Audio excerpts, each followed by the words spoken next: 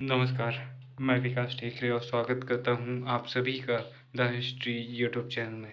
आज के इस वीडियो हम उस मराठा साम्राज्य को जानेंगे जिसने एक समय पर भारत पर शासन किया, अप्रत्यक्ष या प्रत्यक्ष रूप से। मराठा साम्राज्य को मुगलों के उत्तराधिकारी के रूप में देखा जा रहा था और ये माना जा रहा था कि जिस दिन मुगल सत्ता समाप्त होगी उस दिन मराठा साम्राज्य भारत का अधिपति बनेगा। लेकिन वो क्या घटनाएं घटित हुई कि मराठा साम्राज्य छिन्न भिन्न हो गया और ये ऐसा तक समय आया कि 1818 में पेशवा को एक छोटी सी जगह पर भेज दिया गया और छत्रपति को एक छोटे से साम्राज्य में स्थानांतरित कर दिया गया। तो कौन कौन सी घटनाएं थी जिन्होंने महान मराठा साम्राज्य को बनने में भूमिका निभाई और वे कौन सी घटनाएं थी जिन्होंने महान मराठा साम्राज्य के पतन में भूमिका निभाई, यह हम आज के इस वीडियो में देखने वाले हैं। दोस्तों, मराठा साम्राज्य से जुड़े बहुत सारे वीडियोस आपको एमए थर्ड सेमेस्टर और फोर्थ सेमेस्टर में देखने को मिल जाएंगे। साथ ही मराठा साम्राज्य की एक अलग से प्लेलिस्ट भी आपको चैनल में मिल जाएगी। लेकिन यहाँ पर इस वीडियो का उद्देश्य ये है कि हम मराठा साम्राज्य को शुरू से आखिर तक ब्रीफ में एक समरी के रूप में समझने का प्रयास करें। तो आइए देखते हैं और आपके वीडियो में के अंत तक बने रहने की कामना करता हूँ। आपको कंटेंट पर भरोसा हो, इसलिए मैं आपको बता दूं कि आज की जो जानकारी है वो जानकारी है आधुनिक भारत का इतिहास स्पेक्ट्रम के इस किताब से। और इस किताब के ज़रिए पूरी ऑथेंटिक चीज़ें मैं आपको बताने वाला हूँ और इन जानकारियों के ज़रिए ये समझाने वाला हूँ कि मराठा साम्राज्य का डिक्लाइन कैसे हुआ। देखिए, मराठा शक्ति का उदय होता है। पहले हम अपने शब्दों में समझें तो जो छत्रपति शिवाजी थे, महाराज छत्रपति शिवाजी, वे एक वीर योद्धा थे। उन्होंने जो गोलकुंडा हो या फिर बीदर हो, बरार हो, इनकी सेना में जो मराठी युवक जाते थे उन्हें संगठित किया और खुद की एक सेना खड़ी कर दी। फिर उन्होंने धीरे धीरे, चाहे वो रायगढ़ हो या फिर अफजल खां की हत्या हो या फिर औरंगज़ेब के किले से भागकर आना, बहुत सारी उनके समय में ऐसी घटनाएं हुई कि उन्होंने अपना पूरा साम्राज्य स्थापित कर लिया। सूरत की लूट उन्होंने की और वहाँ पर से 1 करोड़ से ज़्यादा रुपए उन्होंने लूटे। शिवाजी के व्यक्तित्व को आप इस बात से परख सकते हैं कि आज हम जहाँ पर उन्हें एक कट्टर हिंदू शासक की छवि के रूप में देखते हैं, वहाँ पर वे इतने लिबरल इतिहास में नज़र आते हैं कि एक बार जब सूरत की लूट के दौरान उनके सामने एक मुस्लिम महिला को लाया गया और उनके जो साथी थे उन्होंने कहा कि आपके लिए हम लेकर आए हैं, तो उन्होंने कहा कि तुमने ये क्या किया। उन्होंने कहा कि इन्हें वापस सम्मानपूर्वक वापस इनके घर छोड़ कर आओ। और शिवाजी ने उस औरत से कहा कि मैं आपसे माफ़ी चाहता हूँ और काश मेरी माँ भी आपकी तरह खूबसूरत होती तो मैं भी बहुत खूबसूरत होता। तो इस बात से पता चलता है कि शिवाजी कितने महान थे और ऐसे महान व्यक्ति से एक महान मराठा साम्राज्य का जन्म होना स्वाभाविक था। तो शिवाजी ने 1674 में भी राज्याभिषेक करवाते हैं, लेकिन 1642 से 44 के बीच में ही उनकी शुरुआत हो चुकी थी उनकी विजय की। और धीरे धीरे उन्होंने बहुत सारे किलों को जीता और धीरे धीरे वे मराठा साम्राज्य के अधिपति बन गए। 1684 में उनका 74 में उनका राज्याभिषेक होता है। 1680 में उनका देहांत होता है। अपने जीवन के अंतिम अभियान में वे जिंजी को जीतते हैं और जिंजी को दक्षिण मराठा साम्राज्य की राजधानी बनाते हैं। उनके बाद में 1680 से 89 तक उनके बड़े पुत्र संभाजी छत्रपति बनते हैं। फिर बाद में 1689 से 1700 तक उनके दूसरे पुत्र राजा राम छत्रपति बनते हैं। फिर 1700 से लेकर 1707 तक राजा राम की पत्नी ताराबाई अपना शासन चलाती है। चूँकि संभाजी को औरंगज़ेब अपने दक्षिण अभियान के दौरान मरवा देता है और उनके पुत्र शाहू जी को अपने साथ बंदी बनाकर ले जा लेता है। जब 1707 में औरंगज़ेब की मृत्यु होती है और बहादुर शाह प्रथम अगला राजा बनता है, तो वो ये चाल चलता है कि वो यहाँ पर शाहू जी को छोड़ देता है इस उद्देश्य से कि शाहू जी और ताराबाई आपस में लड़ेंगे। दोनों आपस में लड़ते हैं। शाहू जी का साथ देते हैं बालाजी विश्वनाथ और यहाँ पर शाहू जी विजयी होते हैं और शाहू जी छत्रपति बन जाते हैं। और इस तरह से साहू जी अपने मित्र बालाजी विश्वनाथ की सहायता के बदले पर उन्हें एक महत्वपूर्ण पद देते हैं और उन्हें अष्टप्रधान यानी कि मंत्रिमंडल का मुखिया बना देते हैं और 1713 में एक नए पद की शुरुआत करते हैं जिसे पेशवा पद कहा जाता है। 1713 से 1720 तक बालाजी विश्वनाथ पेशवा बनते हैं। इसके बाद में इनके पुत्र और मराठा साम्राज्य में शिवाजी के बाद दूसरे सबसे महान योद्धा बाजीराव प्रथम यहाँ पर पेशवा बनते हैं मात्र 19 साल की उम्र में। यहाँ पर वो 1720 से लेकर 1740 तक पेशवा रहते हैं। उसके बाद में बालाजी बाजीराव 1740 से 1761 तक रहते हैं पेशवा। और इस तरह से साहू जी महाराज के समय पर 3 महत्वपूर्ण पेशवाओं का उदय होता है। हालांकि बालाजी बाजीराव के बाद से ही यहाँ पर पेशवाओं की अयोग्यता की चल के इनका डिक्लाइन होना शुरू हो जाता है। तो ये इनकी ब्रीफ में कहानी थी जो हमने समझी। अब हम इसे पढ़ के देखते हैं कि किस तरह से इनका सफ़र शुरू होता है। एक छोटे भूमिया स्तर से उठकर बड़े शासक के स्तर तक पहुँचने वाली मराठा शक्ति ने दक्खनी राजनीति को एक नया आयाम दिया। इसने न केवल मुगल दक्कन संबंध को प्रभावित किया, अभी तो मुगलों की राजनीति को भी प्रभावित किया।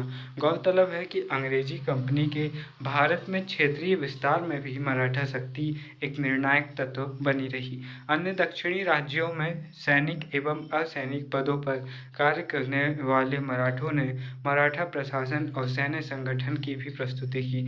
18वीं शताब्दी के मध्य तक वे लाहौर तक जा पहुँचे और उत्तर भारतीय साम्राज्य का स्वप्न देखने लगे। मुगल दरबार में उन्हें किंग मेकर की भूमिका निभाई।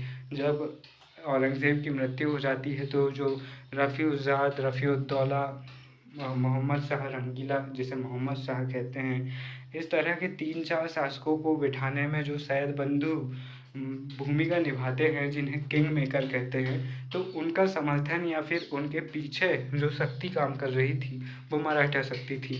इसलिए मराठों को भी असल में मुगलों का किंग मेकर कहा जाता है। एक समय ये आ गया था कि दिल्ली में होने वाले पूरे निर्णयों के पीछे मराठों का हाथ माना जाता था। पानीपत के तृतीय युद्ध 1761 14 जनवरी 1761 को हुए पानीपत के युद्ध, जिसमें अहमद शाह अब्दाली ने इन्हें बुरी तरह परास्त किया, उसके बाद सब कुछ बदल गया था। हालांकि कुछ ही समय में मराठों ने अपनी शक्ति को पुनः स्थापित किया और फिर से एक शक्ति के रूप में सामने आ गए। बाजीराव प्रथम 1720 से 1740 सभी पेशवाओं में महान शासक था, जिसने तेजी से फैलती मराठा शक्ति को व्यवस्थित करने और कुछ हद तक सेनापति दाभोली के नेतृत्व में मराठाओं के क्षत्रिय वर्ग को संतुष्ट करने के लिए महत्वपूर्ण मराठा सरदारों का संघ शुरू किया। तो यहाँ पर जो पेशवा थे वे भट्ट परिवार से आते थे, वे पूर्णतः ब्राह्मण थे और जो इनके सरदार थे जो कि क्षत्रिय थे, उन्हें प्रसन्न करने के लिए या फिर उन्हें अपने साथ बनाए रखने के लिए इन्होंने क्या किया, कुछ शक्तियों का विभाजन किया। जैसे हम देखते हैं 5 प्रमुख शक्तियाँ हम देखते हैं, बड़ौदा के गायकवाड़, नागपुर के भोसले, इंदौर के होलकर, ग्वालियर के सिंधिया, पूना के पेशवा, ये हम देखते हैं और साथ ही पवार को भी हम यहाँ पर देखते हैं। तो इस तरह की 5-6 प्रमुख शक्तियों को यहाँ पर देखने को मिलती है जिनके बारे में आपको लिखना है। बाजीराव प्रथम और माधवराव प्रथम के अंतर्गत राज्य संघ ने सौहार्दपूर्वक काम किया, लेकिन पानीपत के तृतीय युद्ध 1761 ने सब कुछ बदल कर रख दिया। पानीपत की हार और 1772 में युवा पेशवा माधवराव प्रथम ने राज्य संघ यानी कि संघ पर पेशवाओं के नियंत्रण को कमजोर कर दिया। यद्यपि किसी अवसर पर राज्य संघ के मुखिया एकत्रित होते थे, जैसा कि ब्रिटिश शासकों 1775 से 82 जो प्रथम आंग्ल मराठा युद्ध होता है उनके विरुद्ध, अन्यथा वे प्रायः आपस में लड़ते रहते थे। यानी कि जब सब पर खतरा आने वाला होता था तब ये एकत्रित होते थे और फिर सब मिलकर लड़ते थे। ये तो वही बात हुई कि हम आपस में लड़ते रहेंगे और जब हम सबके ऊपर हमला होने वाला रहेगा तो फिर हम एक दूसरे की सहायता करने लगेंगे। तो फिर आगे चलकर ये भी होता है कि एक दूसरे के खिलाफ षड्यंत्र रचते हैं और अंग्रेजों से भी मदद ले लेते हैं एक दूसरे के खिलाफ, जिसके कारण कहते हैं ना, खुद के पैर में कुल्हाड़ी मारना, उस तरह की हरकतें करने के कारण मराठों का पतन हो जाता है। मराठा राजनीति में अंग्रेजों का प्रवेश किस तरह से होता है वो देखिए। 18वीं शताब्दी के उत्तरार्ध और 19वीं शताब्दी के पूर्वार्ध के लगभग 50 वर्षों में अंग्रेजों और मराठों के बीच राजनीतिक सर्वोच्चता 3 बार मुठभेड़ यानी कि 3 युद्ध इन दोनों के बीच लड़े हुए। उनमें अंग्रेज अंतिम रूप से विजय होकर एक नई शक्ति के रूप में उदय हुआ। कहा जाता है कि अगर मराठा अंग्रेजों को हरा देते तो शायद अंग्रेज कभी भारत में शासन कर ही ना पाते, लेकिन यहाँ पर अंग्रेजों की कूटनीति, उनका सफल नेतृत्व ने मराठों को हार दिलाया और यहाँ पर हार के कारण मराठों का विनाश हो गया और अंग्रेज एक बड़ी शक्ति के रूप में उभरे। यहाँ पर प्रथम आंग्ल मराठा युद्ध को हमें देखना चाहिए, जो कि 1774-75 से 1782 में सालवाई की संधि के साथ समाप्त होता है। तो यहाँ पर देखिए, अंग्रेजों ने मराठों के मामले में हस्तक्षेप करने का अवसर उन्हें तब मिला जब मराठा संघ के प्रमुख पेशवा पद के लिए मराठों में मतभेद हो गया। 1782 में माधवराव की मृत्यु के बाद प्रमुख पेशवा पद के लिए माधवराव की जब मृत्यु हुई तो उनके पश्चात उनका पुत्र नारायण राव अपने चाचा रघुनाथ राव, जो कि पेशवा बनने की चाह रखते थे, उनके षड्यंत्रों का शिकार बन गया। नारायण राव यहाँ पर उनकी भी मृत्यु हो गई और रघुनाथ राव पेशवा बना, किंतु यहाँ पर नाना फडणवीस, जो कि बेहद अनुभवी थे और वे ये जानते थे कि राघोबा किसी भी स्तर से पेशवा बनने के लायक व्यक्ति नहीं है, तो यहाँ पर वे उसे हटा देते हैं और नारायण राव के मरणोपरांत जो नारायण राव रहते हैं, उनकी जो विधवा पत्नी रहती है गंगाबाई, उनसे वे उस टाइम पर गर्भवती रहती है और फिर बाद में वे साबित कर देते हैं कि ये नारायण राव का ही बेटा है और फिर उनका जो बेटा होता है उसे अगला पेशवा घोषित कर देते हैं। तो यहाँ पर सूरत की संधि होती है। सूरत की संधि किस लिए होती है? राघोबा कहता है कि इन लोगों ने मुझे पेशवा नहीं बनाया, तो राघोबा चला जाता है मुंबई सरकार के पास में और जो बम्बई का गवर्नर रहता है उससे संधि कर लेता है। वो उसे कहता है कि मैं तुम्हें सूरत दे दूंगा अगर तुमने मुझे पेशवा बना दिया तो यहाँ पर देखिए सूरत की संधि। सूरत की संधि 2 नंबर में पूछी जा सकती है, अगर ना भी पूछी जाए तो 5 नंबर के क्वेश्चन में इसका महत्व बहुत ज़्यादा रहता है, इसलिए सूरत की संधि को ध्यान से देखिए। पेशवा पद प्राप्त करने में असफल सिद्ध होने पर रघुनाथ राव ने अंग्रेजों से सूरत की संधि 1775 ईस्वी कर ली ताकि वह अंग्रेजों की सहायता से पेशवा बन जाए। संधि के अनुसार रघुनाथ राव ने सालसेट एवं बेसीन का क्षेत्र सूरत एवं बहराइच जिलों से राजस्व के हिस्से के साथ साथ अंग्रेजों को सौंप दिया, यानी कि इन क्षेत्रों को भी देगा और इनका राजस्व भी पूरी तरह से अंग्रेजों को मिलेगा। बदले में अंग्रेजों ने रघुनाथ राव को 2500 सैनिकों की टुकड़ी सौंपी। 1777 में नाना फडणवीस ने फ्रांसीसियों को पश्चिमी तट पर पतन की मंजूरी देकर कलकत्ता परिषद के साथ उसकी संधि का उल्लंघन किया, यानी कि इससे पहले जो नाना फडणवीस थे उन्होंने कलकत्ता सरकार के साथ संधि कर ली थी कि हम किसी भी प्रकार से फ्रांसीसियों के साथ संबंध नहीं रखेंगे, लेकिन जब यहाँ पर बम्बई सरकार ही अपनी संधियों का उल्लंघन कर रही है और राघोबा का साथ दे रही है, तो यहाँ पर नाना फडणवीस ने भी एक चाल चली और उन्होंने फ्रांसीसियों को बंदरगाह पर आने की अनुमति दे दी। तो यहाँ पर क्या हुआ कि अंग्रेजों ने प्रतिक्रिया स्वरूप पुणे में सेना भेजी और मराठा और अंग्रेजी सेना का पुणे में आमने सामना हुआ। मराठाओं का नेतृत्व महादजी सिंधिया ने किया। इसमें मराठाओं ने अंग्रेजों को भारी क्षति पहुंचाई और अंग्रेजों ने जनवरी 1779 में 79 में आत्मसमर्पण करके बड़गांव की संधि की, जिसमें बॉम्बे सरकार को अंग्रेजों के द्वारा 1775 से हासिल किए गए सभी क्षेत्रों को छोड़ने पर बाध्य होना पड़ा, यानी कि यहाँ पर सूरत की संधि को रद्द कर दिया गया। बंगाल में ब्रिटिश सरकार गवर्नर जनरल वॉरेन हेस्टिंग्स ने इस संधि को रद्द कर दिया और अंग्रेज और कर्नल गोडार्ड के नेतृत्व में एक बड़ी सेना भेजी। गोडार्ड ने फरवरी 1779 में अहमदाबाद पर और दिसंबर 1780 में बसीन पर कब्जा कर लिया।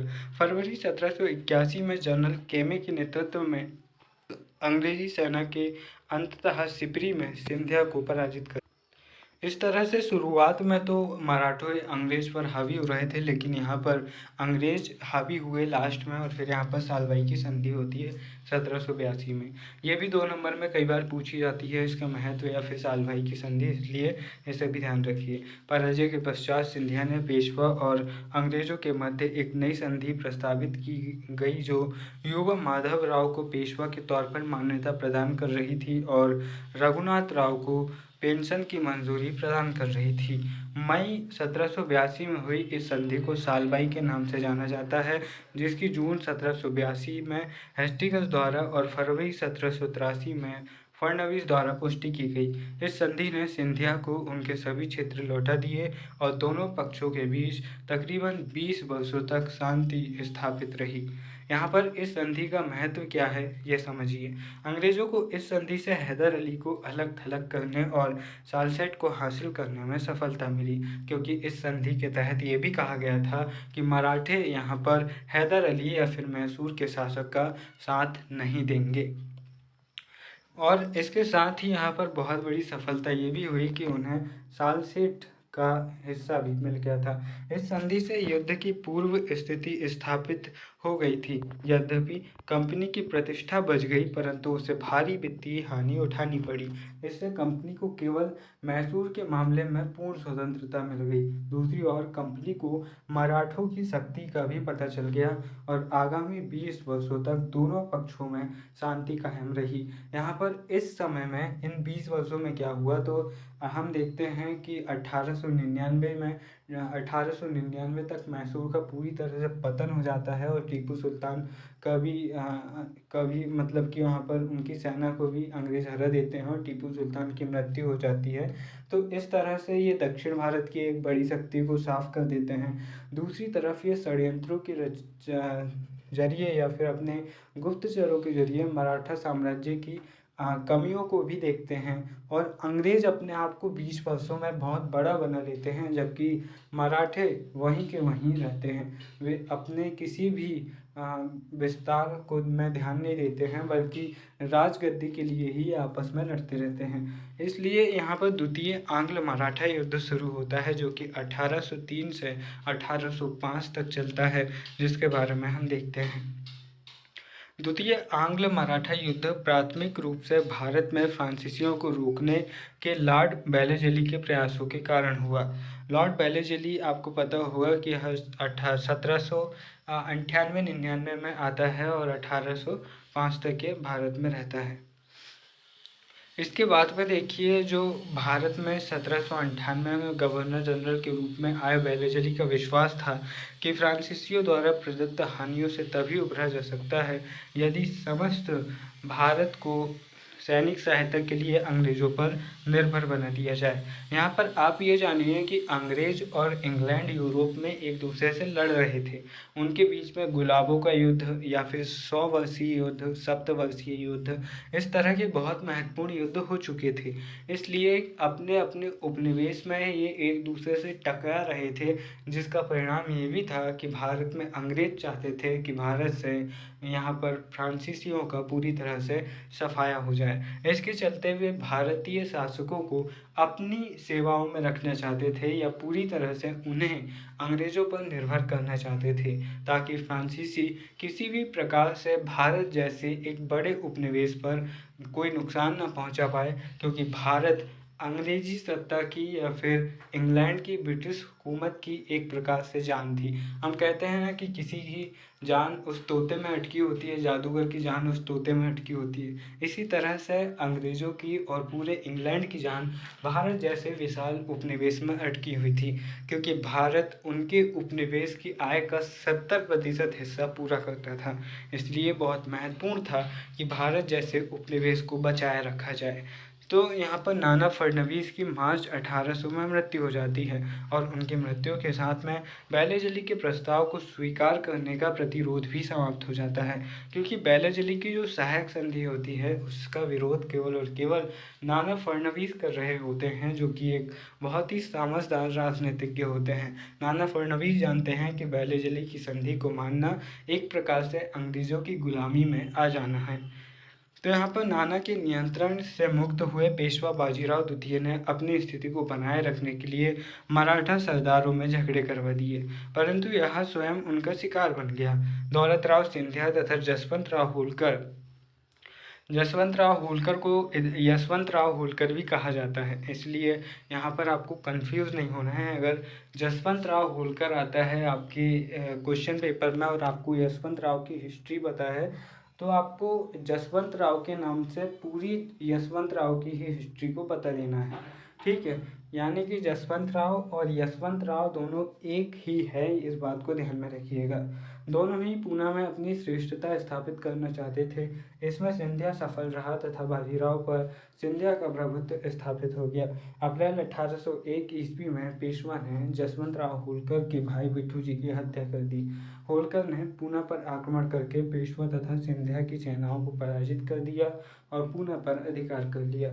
बाजीराव द्वितीय ने भागकर बेसीन में शरण ली और 1802 ईस्वी में अंग्रेजों से एक संधि की, जिसे बसीन की संधि कहा जाता है। ये बेसीन की संधि क्या थी, आइए जानते हैं। तो यहाँ पर बाजीराव द्वितीय जो थे, अपनी गद्दी को बचाने के लिए और होलकर के खिलाफ जाने के लिए इन्होंने बेसीन की संधि कर ली थी।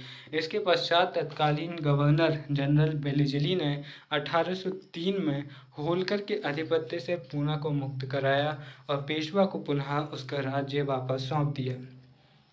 1804 में जसवंतराव होलकर यानी यशवंतराव होलकर ने भारतीय राजाओं की संयुक्त सेनाओं के साथ अंग्रेजों को युद्ध में परास्त करने का एक और प्रयास किया, किंतु यह प्रयास भी विफल रहा। दूसरे युद्ध में यद्यपि मराठा शक्ति समाप्त तो नहीं हुई, परंतु निर्बल अवश्य हो गई। यहाँ पर बेसीन की संधि क्या थी जो बाजीराव और बेलीजली के बीच में हुई थी, इसकी प्रमुख शर्तों को देखिए। पहला, अंग्रेजी संरक्षण स्वीकार कर भारतीय तथा अंग्रेज पैदल सैनिकों को पूना में रखना स्वीकार कर लिया। गुजरात, ताप्ती तथा नर्मदा नदी के मध्य के प्रदेश तथा तुंगभद्रा नदी के सभी समीपवर्ती प्रदेश, जिनकी आय 26 लाख रुपया थी, पेशवा ने कंपनी को दे दिया। कंपनी को सूरत नगर दे दिया गया। इस तरह से आप इसकी कुछ शर्तों को देख सकते हैं। इसकी शर्तें और भी थी, जैसे अन्य राज्यों से संबंध स्थापित करने के सारे अधिकार पेशवा ने कंपनी के अधीन कर दिए। निजाम से चौथ प्राप्त करने के अपने अधिकार को छोड़ दिया तथा गायकवाड़ के विरुद्ध युद्ध न करने का वचन दिया। अंग्रेज विरोधी अन्य यूरोपीय लोगों को अपनी सेना से निवृत्त करना स्वीकार किया। और अगला बिंदु आता है, निजाम तथा गायकवाड़ शासकों के साथ झगड़े में कंपनी की मध्यस्थता स्वीकार कर ली। दोस्तों, यहाँ पर बेसीन की संधि बहुत ज़्यादा महत्व रखती है। यहाँ पर जो बाजीराव द्वितीय हैं, उनके पिता राघोबा, उनकी हरकतों से जो हमें देखने को मिला था सूरत की संधि के बाद में प्रथम आंग्ल मराठा युद्ध परिणाम के रूप में निकला था, तो यहाँ पर पिता की तरह पुत्र भी बहुत अयोग्य सिद्ध हुए और बाजीराव द्वितीय की हरकतों के कारण ही यहाँ पर बेसीन की संधि हुई, जो कि द्वितीय आंग्ल मराठा युद्ध के कारण के रूप में जिम्मेदार मानी जा सकती है। यहाँ पर बेसीन की संधि का बहुत ज़्यादा महत्व निकल कर आता है, इसीलिए आपको सूरत की संधि, बेसिन की संधि और सालबाई की संधि, ये कुछ संधियां हैं जिनके आपको पॉइंट्स और इनके बारे में कुछ जानकारियाँ अच्छे से याद रखनी है, क्योंकि ये आपको छोटे उत्तर से लेकर बड़े उत्तर तक हर जगह काम आने वाले हैं। बेसिन की संधि का महत्व देखते हैं। निसंदेह पेशवा द्वारा स्वीकार की गई इस संधि से जिन्होंने अपनी राजनीतिक सत्ता छीन कर ली थी, अंग्रेजों को होने वाले लाभ अत्यधिक थे। अब वे पूना में सर्वोच्चता की स्थिति में थे। पेशवा मराठा परिसंघ का मुखिया अंग्रेजों पर निर्भर हो गया था और अन्य मराठा सरदारों ने भी इस पद की गरिमा का हास किया।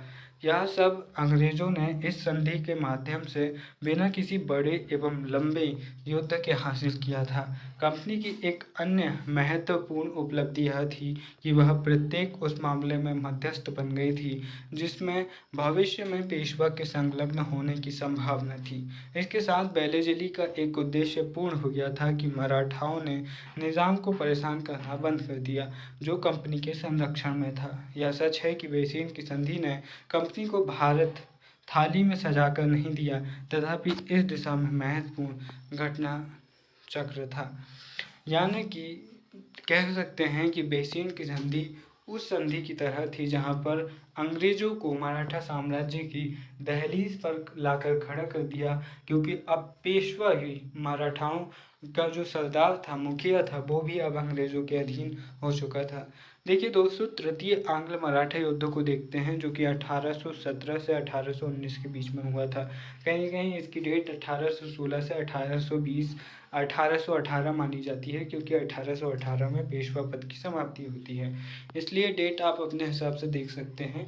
लेकिन यहाँ पर वीडियो काफ़ी लंबा हो रहा है तो आप काफ़ी परेशान हो रहे होंगे, इसलिए आपको बता दूं कि बस थोड़ा सा वीडियो बचा है। पेशेंस के साथ, सब्र के साथ इसे भी देखते जाइए और चीज़ों को समझते जाइए। तो यहाँ पर थर्ड आंग्ल मराठा वॉर आता है जो कि 1817 से 1819 के बीच में होता है। आंग्ल मराठा टकराव का तृतीय एवं अंतिम चरण लॉर्ड हेस्टिंग्स के आने पर आरंभ हुआ। 1805 ईस्वी के पश्चात जो शांति के वर्ष मराठों को मिले थे, उनका प्रयोग उन्होंने अपने आप को सुदृढ़ बनाने के लिए न कर आपसी कलह में खो दिए। जबकि अगर मराठे चाहते तो इस समय तक अपने आप को बहुत मजबूत बना सकते थे, लेकिन अब क्या कर सकते हैं। अब जो होना था वो होने ही वाला था, इसलिए इन्होंने भी सोचा कि अब हम हाथ में हाथ धर के बैठते हैं और बचे कुछ समय को एंजॉय करते हैं। तो ये आपस में लड़ाई करके कि मैं बड़ा तू बड़ा करके इन्होंने अपने आप को ही मिटाने का काम किया। तो यहाँ पर इनके सामने बहुत सारी चुनौतियाँ आगे आ गई। यहाँ पर हेस्टिंग्स ने पेशवा, सिंधिया तथा भोसले के साथ अपमानजनक संधियाँ की। बेबस होकर मराठों ने अंग्रेजों से मुक्ति के लिए अंतिम प्रयत्न किया। दौलत राव सिंधिया, नागपुर के अप्पा साहिब तथा मल्हारराव होलकर द्वितीय ने युद्ध की घोषणा कर दी, किंतु अंग्रेजों ने पेशवा को किरकी, भोसले को सीताबर्डी तथा होलकर को महिदपुर नामक स्थान पर परास्त किया। इसके साथ ही अंग्रेजों की शक्ति नष्ट करने के मराठों के सपने चूर चूर हो गए। मराठों की तृतीय और अंतिम युद्ध से मराठा शक्ति लगभग समाप्त हो गई। बाजीराव द्वितीय का पूना का प्रदेश कंपनी में विलय कर दिया गया। अन्य मराठा राज्य सिंधिया, होलकर, भोसले और गायकवाड़ की राजनीतिक और सैनिक शक्ति में कटौती कर दी करके उन्हें अंग्रेजों के निरीक्षण में शासन करने का अधिकार मिला। यानी कि एक प्रकार से ये भी अंग्रेजों के अधीन हो चुके थे। इस प्रकार मराठा शक्ति को नष्ट करके अंग्रेजों ने अपने क्षेत्र का विस्तार किया।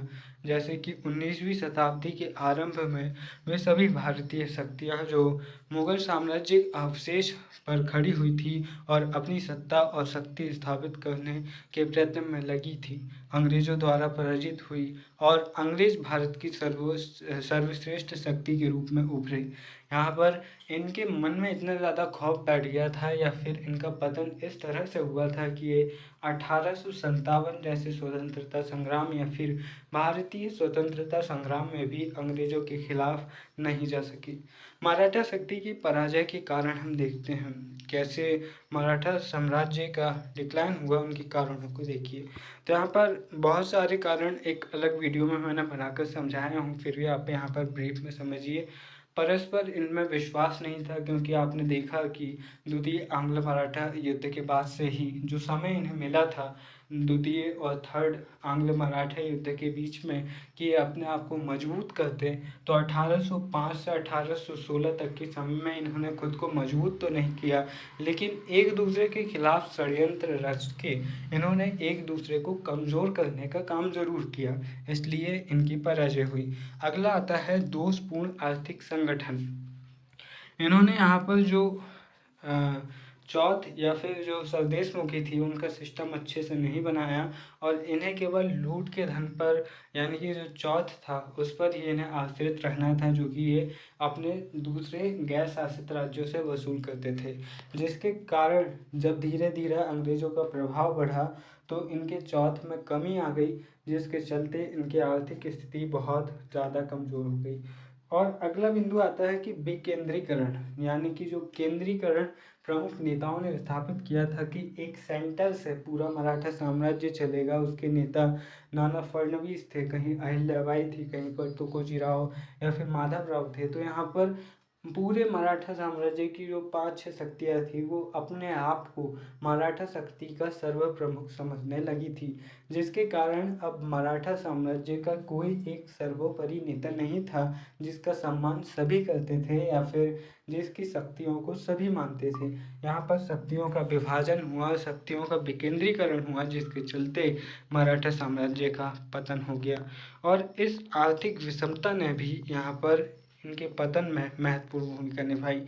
अगला था दोषपूर्ण सैन्य व्यवस्था। तो सैन्य व्यवस्था में क्या था कि पहले तो ये परंपरागत सेना इनके पास थी, छापामार युद्ध प्रणाली का प्रयोग करते थे और जो मराठा के राष्ट्रीय जनमानस से भरे युवा थे उन्हें ये सेना में शामिल करते थे।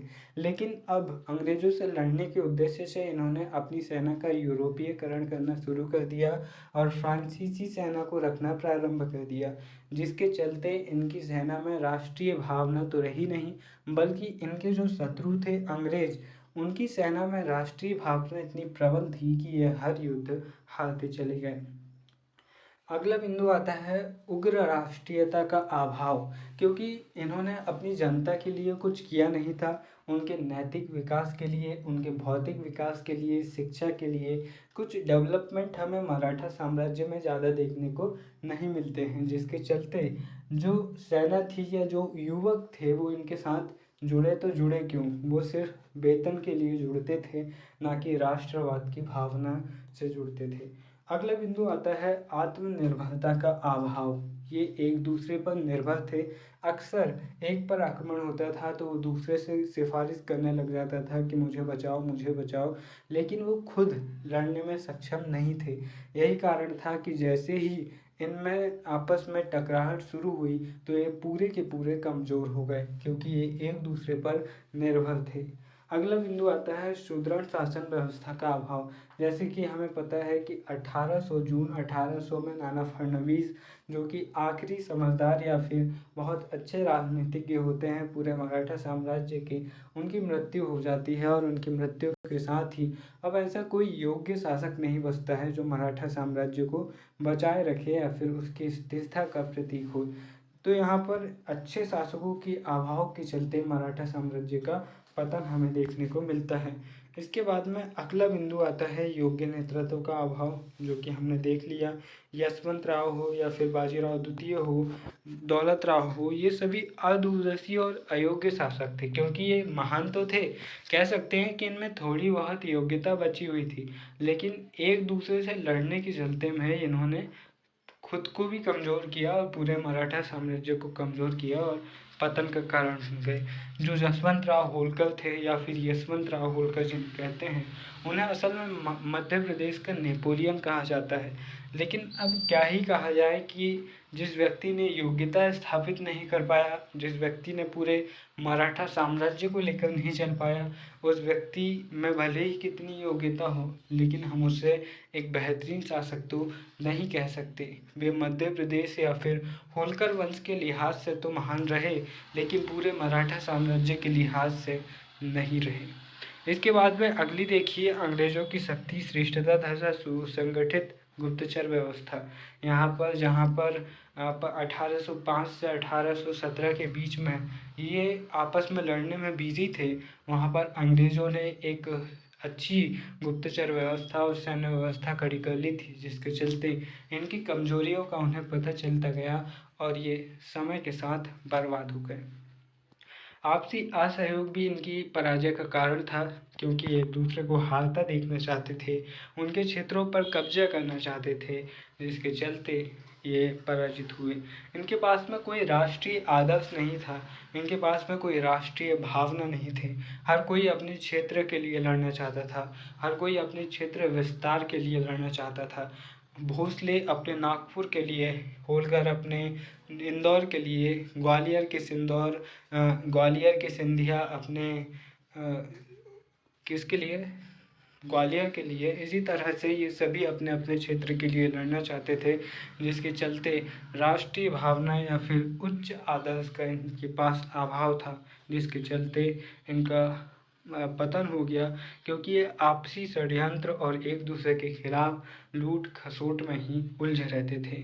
मराठा साम्राज्य उसी पतनशील समाज का प्रतिनिधित्व करता था जिसका मुगल साम्राज्य मुगलों की भांति ही मराठों भी राजस्व वसूली तक ही सीमित रहे और नवीन अर्थव्यवस्था के निर्माण पर उन्होंने ध्यान ही नहीं दिया। सेना नायकों पर पारस्परिक मतभेद और एक दूसरे की संपत्तियों की अवहेलना, उनकी अलग अलग योजनाएं, अपनी दोषपूर्ण नीतियों से सहयोगियों की संख्या में कमी लाना, परवर्ती युद्धों और सैन्य नीतियों ने मराठों के पतन में अहम भूमिका निभाई। तो यहाँ पर था मराठा शक्ति का पतन कैसे हुआ, कैसे एक छोटा सा साम्राज्य शिवाजी के नेतृत्व में मराठा साम्राज्य का रूप लेता है और कैसे बाजीराव द्वितीय के समय से मराठा साम्राज्य बर्बादी की ओर बढ़ता है और 1818 में पूरी तरह से पतन हो जाता है। जो बाजीराव द्वितीय होते हैं, पेशवा होते हैं, इन्हें कानपुर के पास बेठुर भेज दिया जाता है और इन्हें पेंशनबद्ध कर दिया जाता है। 1854 में इनकी मृत्यु हो जाती है। इनकी मृत्यु के बाद में इनका जो दत्तक पुत्र ये घोषित करते हैं, चूँकि इनका कोई वारिस नहीं होता तो ये अपना दत्तक पुत्र घोषित करते हैं नाना साहेब को, जिनका मूल नाम धोदू पंत होता है, धोंदू पंत। तो जो उस समय पर डलहौजी रहता है गवर्नर जनरल, वो धोंदू पंत या फिर नाना साहेब को इनका वारिस मानने से इनकार कर देता है और पेंशन देने से भी मना कर देता है। तो नाना साहेब अपने सेनापति तात्या टोपे के नेतृत्व में एक सेना खड़ी करके 1857 के विद्रोह में भाग लेते हैं। हालांकि असफल होता है और फिर बाद में जाकर ये नेपाल में शरण लेते हैं और वहाँ पर 1859 में देवाखारी नाम के एक गांव में तेज बुखार के कारण सिर्फ 34 साल की उम्र में इनकी मृत्यु हो जाती है। तो यहाँ पर पूरी तरह से इनका पतन हो जाता है। और वीडियो के अंत में बस इतना ही कहना चाहूँगा कि मुझे उम्मीद है कि मराठा साम्राज्य के वीडियो से आपको बहुत कुछ सीखने को मिलेगा। आप अपने पेपर में, अपने एग्ज़ाम में कुछ बेहतर कर पाएंगे। वीडियो के अंत में बस इतना ही कहना चाहूँगा। आजकल जब जिस उम्र में हम रहते हैं कॉलेज के दौर पे, तकरीबन वही 19 साल से लेकर 24-25 साल की उम्र तक, ये उम्र हमारी ज़िंदगी में जवानी की शुरुआत का होता है। हम यंग लाइफ में होते हैं और कहते हैं कि किसी भी इंसान के लिए उसकी जो जवानी होती है वो एक गोल्डन एरा होती है। हम अक्सर इतिहास में पढ़ते हैं कि जिस भी काल में स्वर्ण युग रहता है तो उस काल में स्वर्ण युग के साथ साथ कुछ ऐसी समस्याएं, कुछ ऐसी चुनौतियां होती है जिनसे निपट कर वे शासक उस समय को और भी बेहतर बना देते हैं। उसी तरह हमारे जीवन में भी बहुत सारी समस्याएं होती है। यहाँ पर कहीं करियर की समस्या होती है, तो कहीं पर लव रिलेशंस की समस्या होती है, कहीं पर फैमिली प्रॉब्लम होती है, तो कहीं पर फ्रेंड्स प्रॉब्लम होती है। हर प्रकार की समस्या हमारे सामने खड़ी होती है। राहुल सांकृत्यायन यहाँ पर बहुत ही उम्दा बात कहते हैं। वे कहते हैं कि वह प्रेम कैसा जो आदमी की विवेक बुद्धि पर पर्दा डाल दे, सारी प्रतिभा को बेकार कर दे। इसीलिए प्रयास कीजिए कि आप जिनसे प्रेम करें उनके विवेक को उनके साथ रहने दें, और जो आपसे प्रेम करें आप भी उनसे उम्मीद रखें कि वो आपके विवेक को आपके साथ रहने दें। क्योंकि वो प्यार किसी काम का नहीं होता जहाँ पर आप अपने सोचने समझने की शक्ति को छोड़ देते हैं और एक प्रकार से गुलाम बनकर रह जाते हैं। फिर मिलेंगे अपने किसी और वीडियो में, तब तक के लिए नमस्कार, जय हिंद।